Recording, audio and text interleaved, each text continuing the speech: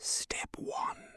Click on File / Save As / Browse / File Type Excel Macro Enabled Workbook XLSM / Save As. Step 2. Then click on File, Options, Customize Ribbon.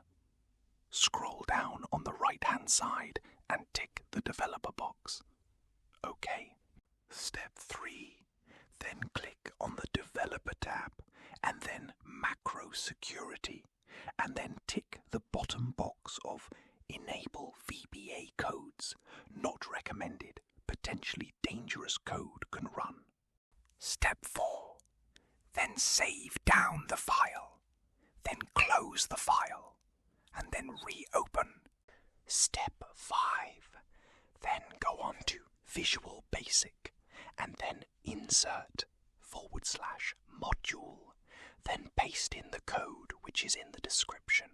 Step 1. Look at and amend line 12 of the VBA code so that it includes the file path of the docx file that you wanted to extract, and then at the end of the \quote, then include the name of the specific file that it is called and that you want to extract and include a .docx at the end of the name. Step 2. Then include a sheet in your Excel file and call it Summary.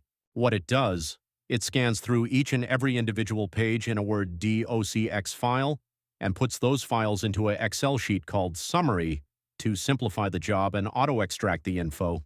Thanks for watching. If you wish to reach out to me for personalized work, please use the email of anonymous93220@gmail.com.